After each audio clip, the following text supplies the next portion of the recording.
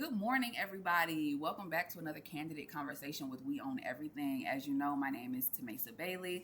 I am the founder and principal of We Own Everything. And today I am here with another candidate conversation. Today I will be talking to Mr. Roy McCallister, who is running to represent District 2 on the Detroit City Council. Now, if that name sounds familiar, it's because Mr. McCallister represented District 2 one time before, and now he's running again so he can serve the great citizens of District 2. And so we're just going to have a good conversation with him today, talk about what his plans are. We're going to talk about some District 2 issues. As you guys may or may not know, I used to work for the good citizens of District 2 when I worked on City Council, so I'm very familiar with the issues there. So we're going to get into the conversation right now. So Mr. McCallister, why are you running for this position, and what do you hope to accomplish?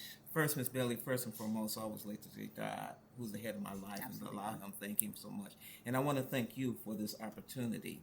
Again, my name is Roy McCallister Jr., and as you stated, I was served on Detroit City Council from 2018 to 2021. And one of the things that is part of this is the fact that during that, I did not have really a whole entire 4 years because of COVID.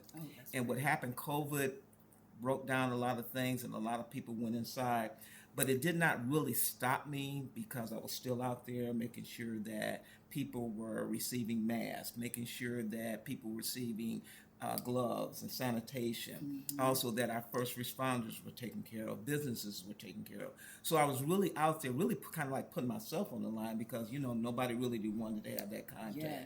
So the thing of it is that, when I was not reelected, I kind of went out and I started working for disabled American veterans. Okay. Because my thing is that I love to help people.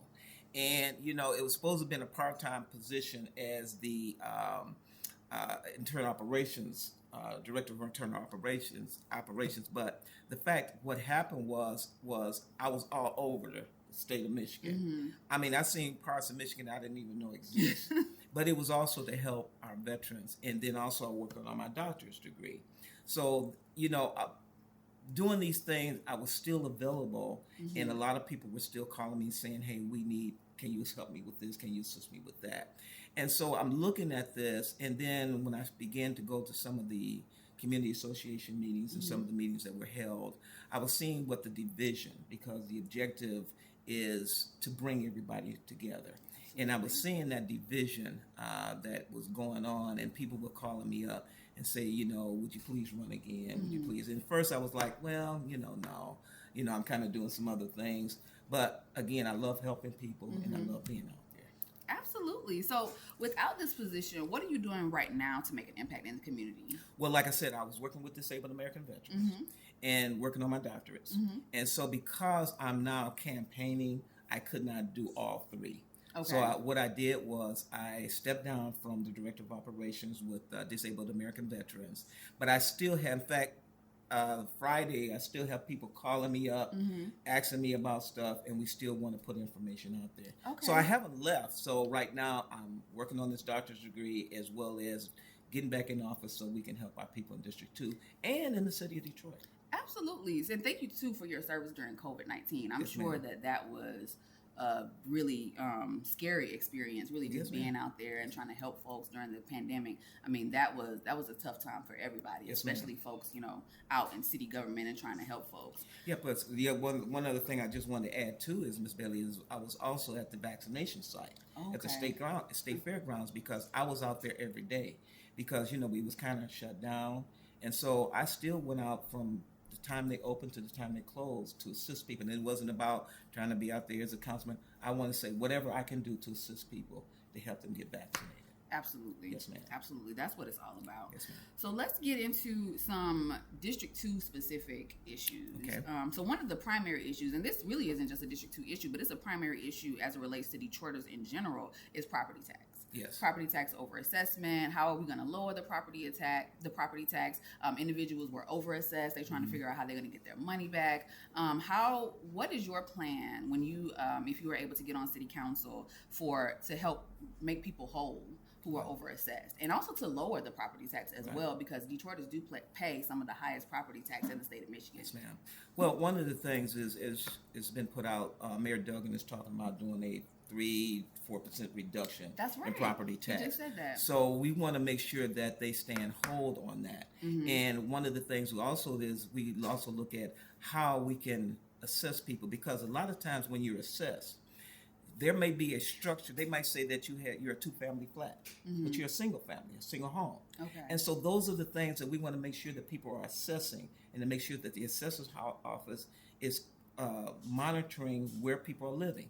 And I tell everybody, when they receive their assessment, it's that little yellow form that they send out. When they see their assessment, look at it and challenge it. They should challenge it, even if everything is okay. Still challenge it, because we want to make sure that everyone is being charged the right amount and not overcharged, And also we want to make sure that people are paying their taxes, because we have a lot of folks that are not paying taxes, and that puts a bigger burden on people like you and myself who are paying taxes.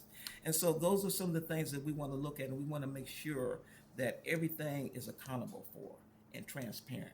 And so we want to make sure that people's taxes are properly assessed for where they're lodging at. Okay. Yes, ma'am.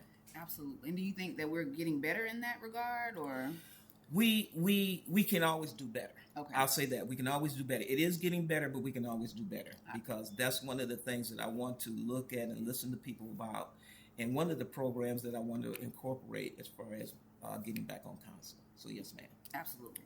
Okay, so let's talk about one of the issues that used to have our phones ringing off the hooks all the time when I worked downtown is animal control.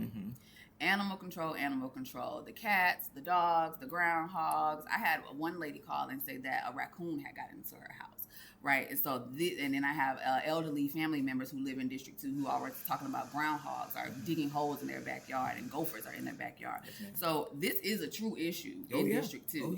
People call about it all the time. Yes, ma'am. What is your plan, if you were able to get back on city council, to deal with that and to make citizens feel a little bit safer as it relates to all of these animals in the neighborhood? It's a couple things with that, and that's one of the things that I worked on when I was at city council. And it also incorporates the mayor, because whoever we put into the mayor's position, because we're going to get a new mayor. Absolutely. And whoever we put into the mayor's position, whoever they appoint as a person for animal control, they need to have an assessment, because what I understood was their main thing is only dogs and cats.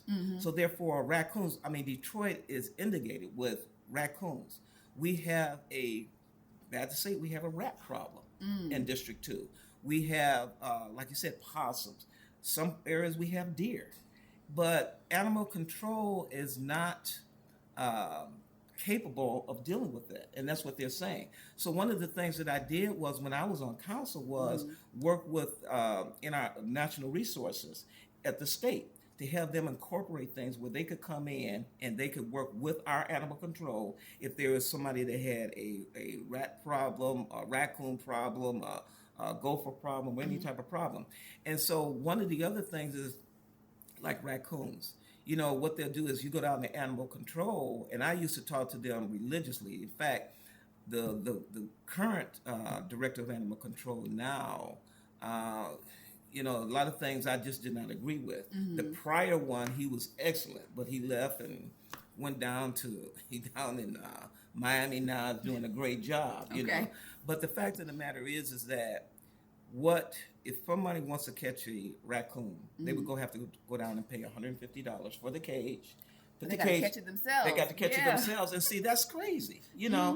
Why are we paying services for animal control when the people going to have to sit out here and pay for that? That's something that I will continue to work on. Thank you for that. Yes, ma'am. So these are the things that we have to look at. Absolutely.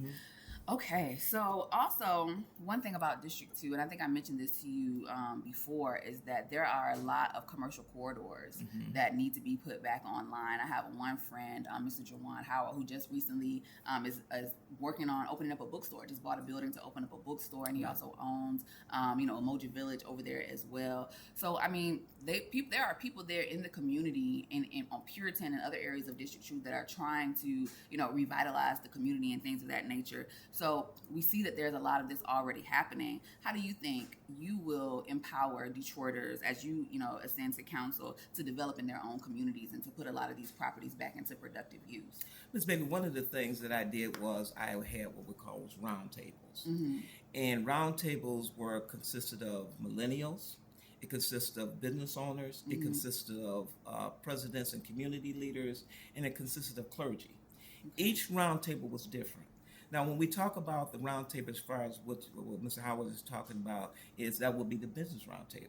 So what we do is bring all the business leaders or owners under one table. Mm-hmm. And it was nothing I ran, it was something that we created to make sure that if that is your interest, to talk to a homeowner and to talk to a business, the ideal is going to be different. Mm-hmm. So that's why each roundtable was specifically for the particular group. Absolutely. So what we did was, like somebody was out, you're trying to bring that in. So what we're doing is not only are we connecting, but we're also finding out resources. There's funding, there's grants out there. We come together, we work on those grants to make sure the folks get them. Also, Board of Zoning. Mm-hmm. Work with the Director of Board of Zoning to make sure that everything is zoned properly. Work with the Building Safety Engineering and Environment to make sure that everybody is coming together. We bring in whatever group it is. If this is a community group, then we bring it together and make sure. One of the problems that we had was Livernois, who is the Avenue of Fashion, mm-hmm. which is the oldest black business corridor in the country. What we did was we brought community leaders and some of the businesses together, because there are some businesses that are there where the music is played loud. Mm-hmm. And what makes it so unique up there is the fact that behind the Avenue of Fashion is residents. Mm-hmm. And a lot of times music is being played. So what I did was I brought the business owner, the community, building safety and engineer, and anyone else together. And that's how we do things. Bring people together. Absolutely. So we can talk about, okay, what is your issue? What is your issue? How do we resolve this? And how do we come together? You know what you have to do. You know what you have to do. Mm-hmm. So these are the things that I want to bring back. Those roundtables and expand to make sure that we're doing. And the objective was to bring the roundtable together, mm-hmm. have each roundtable create their own board. And then from there, I was hoping in my next term, mm-hmm. we said, okay, now we're all coming together. And now we're going to expand this throughout the city of Detroit. So it's not just District 2, because I'm so proud of District 2, mm-hmm. because it is the highest tax paying and the highest voting district. So I always want to make sure that we have a voice at the administration and throughout the city. So I wanted to expand that. So to get back to your point is, that's what I would be doing, mm-hmm. bringing that business roundtable together so that somebody might have a solution over here and not know about it. Let's bring it together. Absolutely. Unification and unity, that's going to be the main thing. Yes, ma'am. And I'm so happy that you mentioned zoning and BC, because in talking with folks who want to develop and mm-hmm. talking with people who want to do new things in the city, those mm-hmm. are some of the departments that all come up all mm-hmm. the time, right? Mm-hmm. So making sure that people are able to connect with people at BC, connect with, Board of Zoning Appeals or, city planning or whoever they need to talk to be able to get stuff off the ground. That's how we bring new things into the city and how we develop these commercial corridors. So I'm really excited that you have a plan for that, for bringing folks in. Yes, ma'am. One of the other questions that I would like to ask is about self-determination for mm-hmm. Detroiters. We have a lot of people in Detroit who want to do incredible things, who are, looking to build and looking to create new things within the city. So how do you see the role of city government in supporting that self-determination spirit for Detroiters? What initiatives would you champion to ensure resources, funding, and decision-making power so that Detroiters can sustain their own communities? Ms. Bailey, when I talk about Detroit, when I drive through Detroit, I just get this, I love the city. Absolutely. I do. We love Detroit. And when we want to build, it's about bringing folks together, like I stated before, mm-hmm. bringing those resources together to see how we can make sure that everybody, as they said in the street, is eating. Mm-hmm. And we want to do that. So one of the things that I look at is, if you have an idea, let's work on it. Let's bring it together. Mm-hmm. If there's an issue, then let's have a town hall meeting and talk about it. And so, like I said, District 2 is just, I just love it. And I used to always tell people, I wanted a strong base in District mm-hmm. 2, so that anybody that comes into District 2, we're going to tell you what we want. You're not going to tell you what you're going to give us. So that's the bottom line that we want to have there. And we want to keep things where people within District 2 feel that there's someone listening, Mm-hmm. and that's what I'll be doing at the table for them. There's somebody that's there to work with them. That's why I had a district office with personnel working there Mm-hmm. Monday through Friday, so that when you came in, if you had an issue, you came and talked to that staff member, Mm-hmm. and they were going to get back to me, and we were going to look into it. And so whatever Absolutely. it is, it brings in. And then one of the other things is the fact too is that District 2 is so diverse Absolutely. because you have people on the high end, you have people on the low end, you have people in the middle. So you have to be diverse as far as each one of these status quos as far as helping them out. Mm-hmm. Because what might be folks' ideal at the high end is not necessarily the ideals of people at the low end or in the middle. So these are the things that I want to do. Excellent. Well, look, I am excited. I hope that you're able to see a lot of these things come to fruition.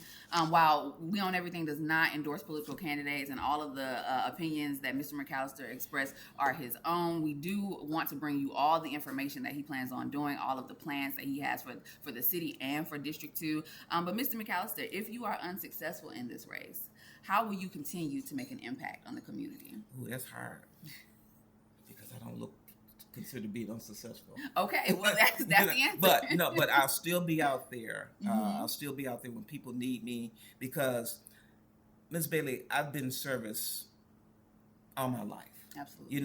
I was on the Detroit Police Department. I was head of homicide, and that's the most heinous crime there is, to help people. I was in the military. Mm-hmm. I was a regional commander of the 5 northern provinces of Iraq. And that's bringing people that are foreigners, not only in Iraq, but foreigners coming from third world countries in, the language barrier, military, U.S., bringing all these folks together. Oh, and so those are the things that I want to do.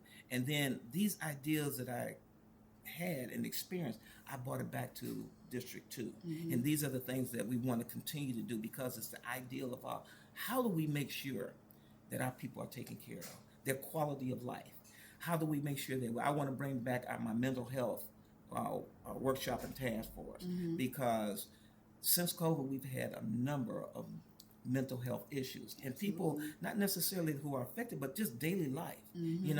I want to have the financial oversight because we have to understand that financial review team is still looking over our head. And so we want to make sure. Public safety. A lot of times when people hear about public safety, first thing they think about is what? The police. Mm-hmm. But we also have to look at EMS. We also have to look at fire, making sure that they're getting there at the proper time. So these are the things that we want to make sure that we have accountability for. Absolutely. Yes, ma'am. So, I want to just say, please reach out to me because I also want to do home visits with people. Mm-hmm. And you can go to McCallister, that's McCallister, D2.com. That's McCallister, McCallister, D2.com. Or you can call Ms. Paula Hall. She takes a lot of my appointments, and her number is area code 313-743-4862. That's 313-743-4862. Or call me.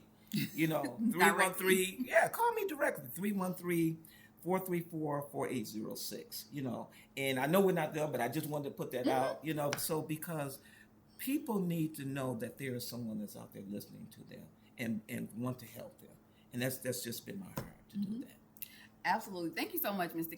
McCallister. And just so you all know, Mr. McCallister is running for District 2 for the Detroit City Council. As you know, the Detroit City Council is the legislative branch for the city of Detroit. And so he will be, if he's elected, he will be on the city council where they make ordinances and where they approve contracts and a lot of things like that, just so you guys know how important city council is. And so thank you so much for tuning in to another candidate conversation where we own everything. We do not endorse political candidates, but we are sure to be bringing you all the important information about what's going on because this is the biggest political year in Detroit history in our lifetimes. So I just want to make sure you guys have all the information that you need, and I hope that you tune in next time. Thank you.